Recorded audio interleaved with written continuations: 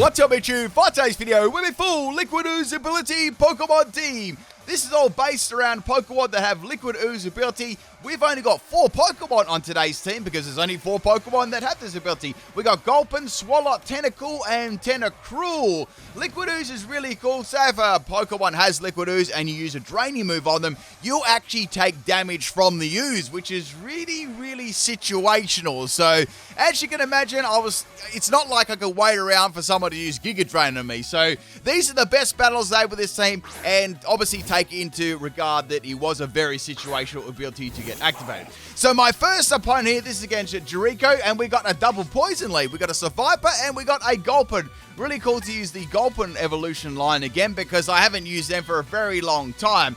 Now this Gulpin was a bulky set, and I've got this set up as a pain splitting. We've got max health and max special attack. I run this one a little bit more offensive this time because I wanted Mud Slap to do 2 damage instead of 1, right? So I've got Mud Slap, Stockpile, Toxic, and Pain Split, and we've got the ability Liquid Ooze, and I've got the item as Citrus Berry. Now this was all based around obviously dropping the opponent's accuracy, and then in the meantime, where they're trying to struggle to get a hit off against you or having to swap, I could set the stockpiles up. Unfortunately, the Survivor had leftovers or Black Sludge, whatever it was there, and I wasn't doing anything to it. So I had to swap the Swalot out, and I thought, not the Swalot, the Gulpin, getting my evolution. Look at those lips, though. Getting my evolution lines mixed up there, and I went to Swalot, because obviously I was fighting a losing battle there. Going to Swalot now, this is a bulky set. I've got Max Health, Curse, Rest, Gunk Shot, and Earthquake. I've got the ability, Liquid Ooze. I don't even know why I'm saying the ability. You know what team it is. And I've got the item Chesto Berry. So I decided to go for a Chesto Resto set, right? Because normally I would have run a Sleep Talk one, but with Sleep Talk, Rest, and Curse, it only gave me Gunk Shot, or just let's say any physical poison type move. It's a little bit too limited when you're running this team, because this team did struggle against steel types, you know, when Tentacool and Tentacruel were out of the picture, and even poison types too. So I thought Gunk Shot and Earthquake was the best coverage for a physical bulky curse there. The great thing I like about Swalot is it's got a lot of move diversity, and it can be a physical attacker, a special attacker, support stall. Like, there's so many things it can do. It reminds me a lot of Garbodor's moveset. Like, they run pretty similar in my opinion. Their abilities are a bit different, but they do run similar in ways. So this Swalot is going to be dodging the attack from the Survivor thanks to the Gulpin's Mud Slap earlier on, and it's going to be taking Survivor out with a swift Earthquake. So I was very happy about that. Now, on this team, I will provide information about Liquid Ooze. I'll probably do that in the second battle because I have quite a little bit of time to talk in that battle. So I'm going to give you all the rundown on the mechanics behind Liquid Ooze, including every single move that, can actually get damage on Liquid Ooze, which is really cool. Now, back to the battle. We've got a Weavile going for a Ice Punch here. Ice Punch is not going to take Swalot out. It is just simply too bulky with a +1 in defense. Gunk Shot lands really powerful there. I was thinking about going for Earthquake. I was like, nah, let's take the risk of Gunk Shot. Its accuracy is a little bit shoddy, but if you land, it definitely pays off there. I was hoping maybe for a Poison too, but it never happened. Now, Weavile's going to go for an Ice Shard here. I'm not running any priority on this thing, so they probably should have gone for an Ice Punch there. Maybe I thought I might have had some sort of priority up my sleeve, but Swalot is not going to, well, this set's not going to have that. So that is the end of Weavile. I still had definitely lots of ways to get out of that Weavile anyway, so it didn't really matter whether Swalot took it out or my next Pokemon. It didn't really change the course of this battle. Now the Rotom's going to go for a Hydro Pump. Man, that was a risky play. Maybe they expected me to swap, and Swalot is going to faint there. Regardless, Swalot's going to faint, so it didn't really change the battle too much. Now I thought, well, I could swap in Gulpin here. I know there's nothing I can do to it. I can't go for Mud Slap here. Pain Split might work, but not yet. Let's go for Toxic, because that'd be really good. There's such a limited amount of Pokemon that learn the move Toxic in Brilliant Diamond Shining Pearl too. Now, once again, if you haven't watched any of my videos like later last year and, of course, this year, I am planning to go back to Sword and Shield if the Pokemon Home integration doesn't really integrate all the Gen 1 to Gen 4 missing Pokemon into Sword and Shield. So what I'll do is I'll go back and forth between this and Sword and Shield. I know I've said this a lot of times, just trying to make sure I've said it so most people know what's going on if you like the Sword and Shield battles. Of course, But I will be bringing it like, let's look at it this way. The worst case scenario, I'll bring them both back. But I'll talk more about that in the second battle. So at this stage, I thought, well, I've got the Toxie up here. I need to get the Toxie up. I could probably just go Pain Split for a while, and I might be able to do a bit of damage to this thing. That's the best I could do. So Discharge is going to hit me pretty hard there. I finally got the Toxie off against the Rotoms. That's all I really wanted to achieve. Now, Tentacool and Tentacruel will struggle against this thing. That's the only problem. I've lost Swalot earlier on, so I'm going to have to just rely on Toxic to get its health down a little bit. So I can put it in maybe a manageable range for my Tentacruel, right? Tentacruel is definitely the best set on this team. So it was like Tentacruel and then Swalot. That were pretty much the best sets I had on this team. The others were like tanky sort of sets, as you can see. So here comes another Discharge from the Gulpin. I think they thought I might swap before with the double Thunder Wave there. So anyway, we got the Rotom taking a little bit more damage here. I needed to take a little bit more. So I was like, let's swap in Tentacool. I know that Tentacool will live 2 Discharge here because I'm running a bulky set. This is a Wrap, Sludge Bomb, Aqua Ring, and Double Team set. And this gets a very, very big showcase in the next battle. I think I might have put something in the title about it. So anyway, I'm going to get paralyzed by Discharge. Of course, it pretty much always happens.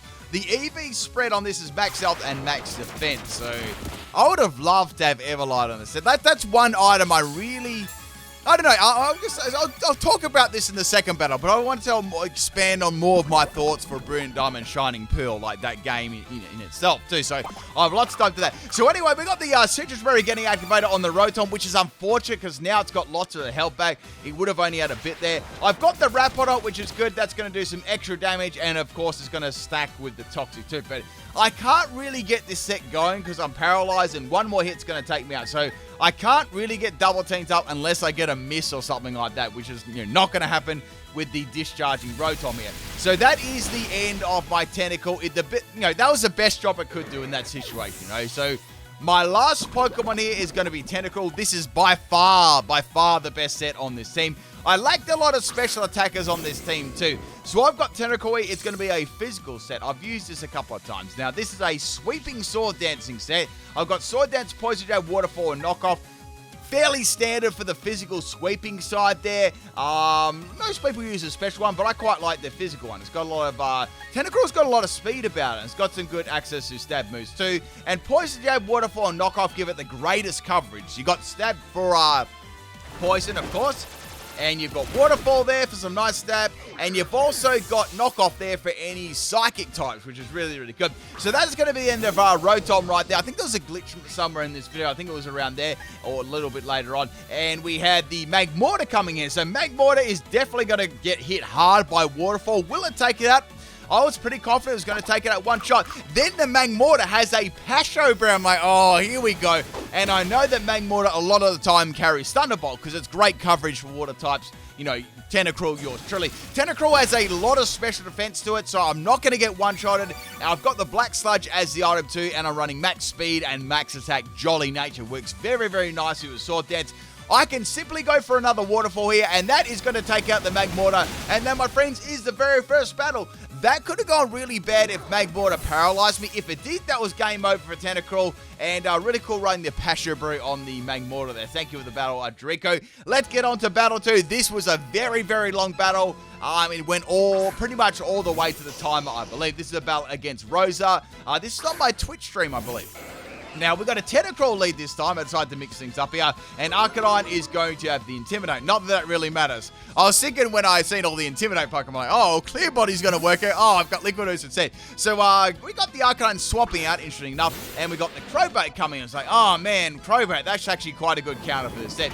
What I attempted to do here was I was trying to poison the Crobat, because this set works very, very well with a lot of things going all at once. So Rapper's going to miss first too, which is really annoying. I've got some leftover recovery. Now, Crobat really doesn't do a lot of damage to me. I am running a max health, max defense set too. It is a flinching Crobat set. So I say, okay, they're relying on Bite to get the flinch, which could be annoying if I wasn't very, bulky or whatever like this. But this is a bulky Troll set. So getting a double team up here, and I needed to get some more recovery up. So I thought, should I get my Aqua Ring up now? So, Aqua Ring and leftovers to stack.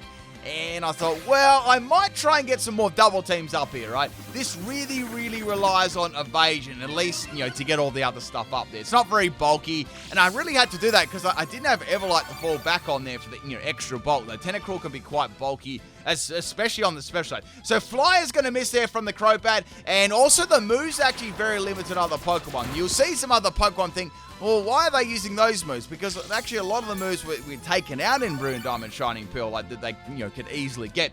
So I've got the Wrap up on the Crobat. Now I can't do a lot to it. That's all I can do. Wrap does was it 1/8 of damage there to the Pokemon. So the Crobat is going to keep going for Fly over and over again. This is going to give me the opportunity to go for the Aqua Ring here. So I've got Leftovers and I've got Aqua Ring recovering me at the same time, which is really, really good. So everything's kind of nice here, and I thought, well, this is quite a good opportunity to get all the double teams up. Like, I could potentially get myself up to 6 double teams here, which will give me like a lot of time to set the wrap up and that sort of thing, right? And Sludge Bomb is there to poison. So if you think about it this way, right, I've trapped the opponent in with Wrap. I know that's not going to last forever, but it'll get a lot of damage with Wrap and the Sludge Bomb damage I do to it. And Sludge Bomb has a 30% chance of poison too, so I could get, Wrap damage, poison damage, Sludge Bomb damage, or, Wrap damage at the end of the turn too. And just, attacking the Wrap. That doesn't really do a lot because Tentacool's attack is trash, and, the base power on Wrap is trash too. Pretty much the only reason you'd be using Wrap is to trap the opponent and get the damage at the end of the turn. Now, this part here, I had to speed up because this went for a very, very, very long time. Now, in the process of me using a Tentacruel against the Crobat here, now just bear in mind, if you are watching, the opponent can't swap out. When I use Wrap, they're forced to, stay into the matchup, unless they've got a move to swap them out or something like that. Now, I pretty much set all of my double teams up against this Crobat, and it was having big, big trouble actually hitting me. If it hit me a Fly multiple times in a row, it would have been very, very difficult. I was mainly worried about a powerful special attacking move here, since I put all of my EV spread into Tentacle's defense. Now, I'm going to give you some information about the Liquid Ooze ability. So, here we go. So, first thing I'm going to tell you the moves that are affected by Liquid Ooze. Some of these moves you probably won't use, but and some of these aren't in the game for a Brilliant Diamond Shining Pearl. So, first move is Absorb, right? Which is obviously the weak grass type move. The next one is Drain Punch. Now, Drain Punch gets used a lot, so will Liquid Ooze get activated with Drain Punch? Probably not. You wouldn't really be using Drain Punch against a Tentacool and Tentacruel or Swalot Gulpin. I'd say that one would get activated, say you baited them out, then swapped it in for a fighting type move. That could be activated. Same with Draining Kiss. With that, you wouldn't use that against any of those 4. Dream Eater is an interesting one too, because that is actually super effective against all 4 Pokemon. So very, very nice. It works against all of them. The only bad thing is you take damage, but Dream Eater is actually probably the best move to use against a Liquid Ooze Pokemon, because you get a lot of health back there and you get super effective damage. So Liquid Ooze wouldn't do much, at all right there. The other moves we got is Giga Drain as another grass type move there, probably a very common one, and I'd say a lot of people would have fallen for that one for, I'd say, Tentacruel, use that on there. Another move is Horn Leech, that would work too. I'd say that being used like Leech Life as another one. That's not really going to be used too much, I see. Maybe, I don't know, is this... Probably not very often, I'd say. Probably better moves to use. Mega Drain, not really. Oblivion Wing, now that could be used against all of them. That's a powerful move. Yavana, if you're using like a Tentacruel and a Swalot against a Yavana, that could work. Parabolic Charge. Now, I could definitely see that one being used against Tentacruel and, Tentacool, but mainly Tentacruel. And we got Strength Sap, so a status move there, which is really, really cool. So, Strength Sap obviously heals you up depending on the attack stages or attack drops on the whoever you use it on, but that'll do damage too. So it's very interesting that Strength Sap is the only status move affected by Liquid Ooze. So some nice little trivia there for you. I'm just going over some more specific stuff at the moment. So I'll just read a little bit of stuff out here. So even if the user of the HB draining move, as we've mentioned before, move cannot heal from its effect due to having full health, or the effect of Heal Block it still takes damage. Just a heal block's another interesting too. So say if you got full health, right, and you won't get the healing back from the healing move, you'll still take damage from the Liquid Ooze. So that's interesting. Heal block's a move you don't really get to see used much either. This is an interesting fact. So during the video here, I got freezed by one of the Pokemon, right? And I couldn't do anything. However, I still had all the evasion up, and I had the Ackering and the leftovers going for me too, which was really, really funny. And I had the wrap up too on the Empoleon. Now, Empoleon was quite a good counter for this, right? I was very, very happy that it didn't have leftovers, because that would have made the battle like impossible there, right? So I trapped it in and I was frozen. So I was actually really worried that I wouldn't like thaw out here. And the Empoleon was probably the hardest hitter at this point in time on the team, because it was a special attacker and I wasn't really set up to verse, powerful special attacks. The good thing was it didn't have a lot to hit me. Like, what was it going to do? A water type move? No, that's not going to do much. Flash cannon, well, the only thing about flash cannon is it could drop my special defense, but man, there wasn't a lot that Empoleon could do for types of coverage, Maybe if it was a physical set with, like, I don't know, Earthquake, Earthquake would have been good on, like, a physical Empoleon. That would have been a very, very good counter. But obviously they didn't have Earthquake. They were running a special set. Another move, maybe Drill Peck on the physical side. But, man, that was a really, really solid counter just in typing, I guess, for the Tentacool. So Tentacool, floated here for a very, very long time with the Freeze Axe, like for a very, very long time. Like, I just thought I'd show the process of me doing nothing and Wrap still actually working here. Now, the opponent actually they were really trying for a Kuriko. Like, what could you really do here? I'm sort of just looking at the turn, trying to think of ways that at this present moment in time they could take me out. I mean, Arcanine maybe with Wild Charge, if it still gets that and beat DSP, I'd have to check up on that one. Like, as I said, a lot of moves got removed, Like, Toxic was a big one. Like, there's only a hand. You go in Brilliant Diamond, Shining Pearl, you type in how many Pokemon get Toxic. It's actually quite a small list. Anyway, we had the Empoleon swapping out here. Obviously, it couldn't do much. And Arcanine's kind of coming. So I'm like, I thawed out here, which is great. And I trapped into the Arcanine. So now it's obviously trapped into 4 to 5 turns. Wrap has that effect.